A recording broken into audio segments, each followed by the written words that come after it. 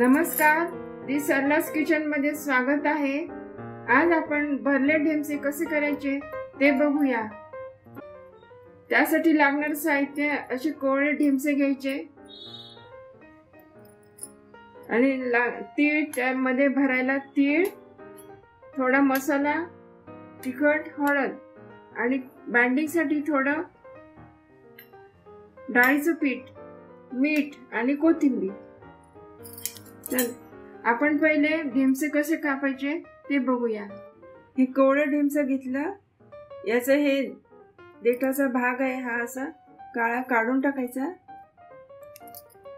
असं काढून घेतला, फक्त त्याचे आणि 4 भाग करायचे। असे पूर्ण नाही कापायचं, असं थोडंसं त्याला चिरा द्यायचा। हे असे आपण 4 भाग केलेले आहेत। तर याच्यामध्ये आपण आता ते मिश्रण भरूया। ते मिश्रण कसं करायचं ते सांगते मी। तिळाचा कूट घेतले आपण, तिळाचा कूट, त्याच्यामध्ये थोडं बेसन, बेसनामुळे ते चांगलं चिटकून राहते मसाला ढेमसेला। हा थोडा मसाला आपला घरचा, हे तिखट आणि हळद आणि चवीपुरतं मीठ। हे बाकीचे ढेमसे मी आधीच भरून ठेवलेले आहे आणि हा मसाला पण तयार होता। हे सगळं चांगलं मिक्स करून घ्यायचं, मसाला सगळा।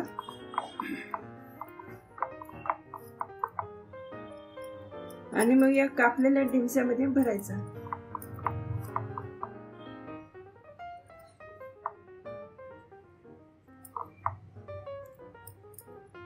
ही एक बाजू झाली आणि दुसऱ्या बाजूनी परत असं करून त्यात तो मसाला भरायचा।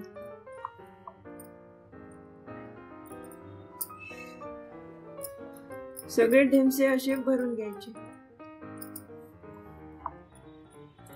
मसाला चांगला दाबून भरायचा, म्हणजे तो काही शिजल्यानंतर बाहेर येत नाही।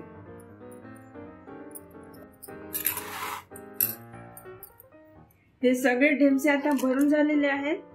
आता आपण नॉनस्टिक पॅन मध्ये तेल टाकून शिजायला ठेवूया। मीडियम गॅसवर मी कढई तापत ठेवली आहे आणि त्याच्यात तेल टाकलेलं आहे।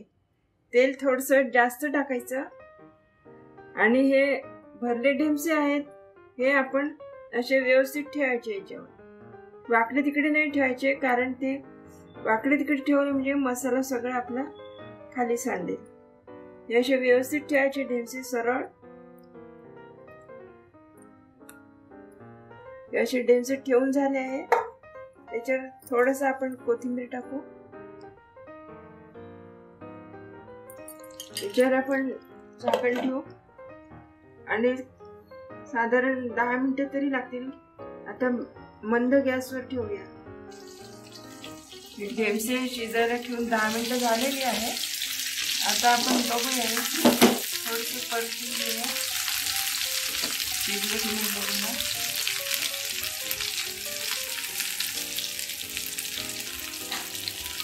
अजून थोडी शिजायची आहे। परत याला मंद गॅसवर झाकून ठेवूया।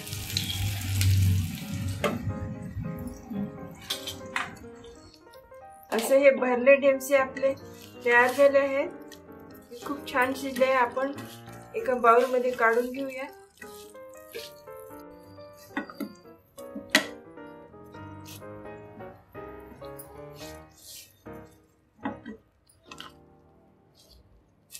याच्यावर थोडंसं कोथिंबीर टाकूया, त्याच्यामुळे अजून खूपच छान चव येते।